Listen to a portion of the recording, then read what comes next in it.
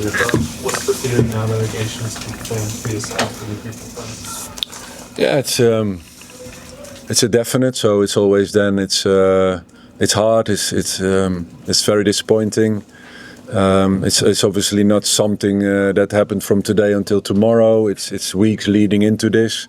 Although we never gave up, we always kept fighting for every last bit of hope that we had. That isn't the case anymore, and we have to continue to use the games, as I said, before the Brighton game and also today, to use it to end the season the best way possible and taking it into next season. I know you said you'll be speaking to the crowd into the future, but do you have any doubt something remaining in the season?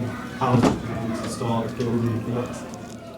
No, I'm focused on and I'm taking my responsibility to do the best things for this football club, taking it into the future next season.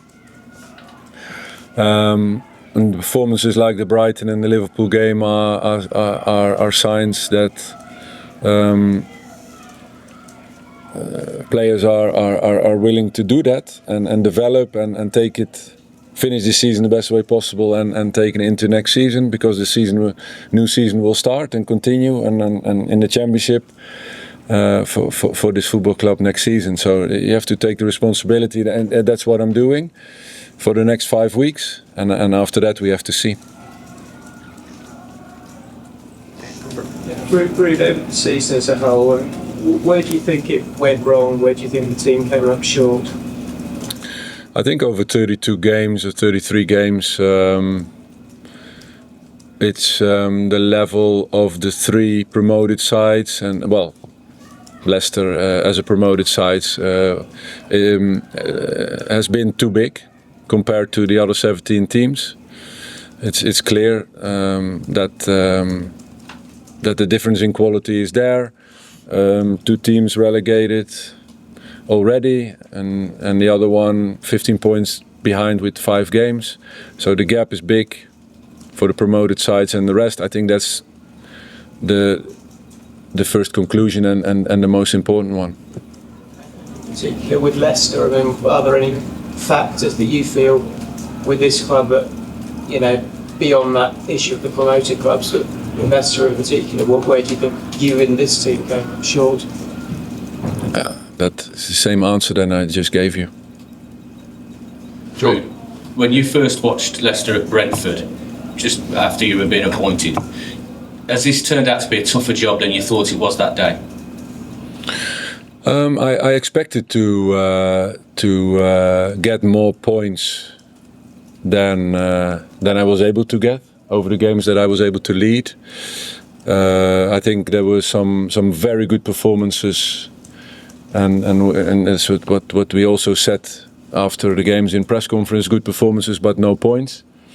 And of course there were also performances where we didn't perform to our capabilities, and then you lose games in the first half, and there were also too many of them.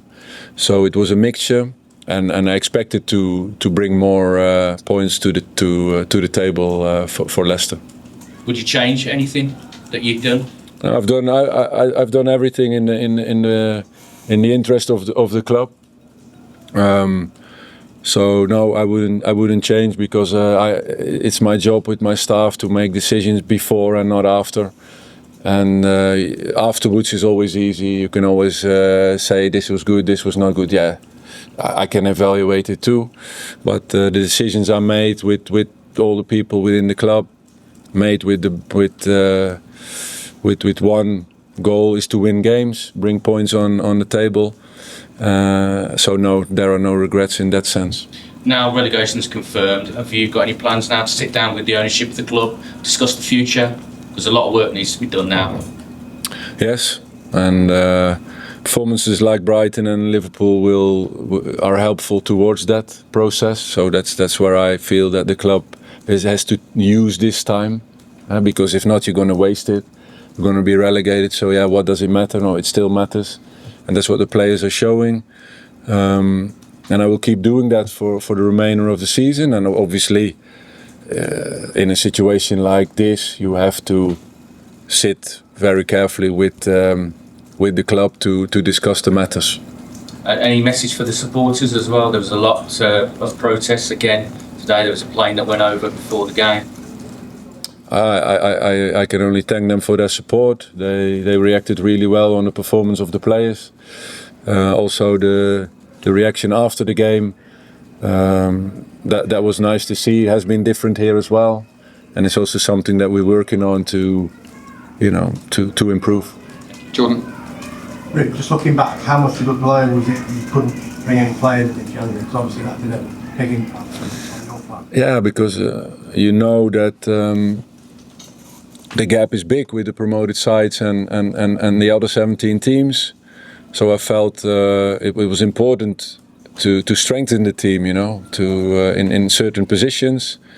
As you know, and I shared it with you, we had to adjust expectations in signing players. In the end, it's clear that it was necessary, but not possible. Just to confirm, you've got a specific date when you're going to have these talks about the future? No, not yet. So I hope soon, of course. It's important. So I can only wait on that. Harry Winks not in the squad today. Was he at the ground to watch the game? Do you know? I haven't heard or seen it, so I wouldn't know. I have to check it. Do you expect players to alter the squad to? Players who play, all the Leicester City players are expected to be at our home games to support their team. But you're not sure if Winks wants I have to check. Great. Thanks, everybody.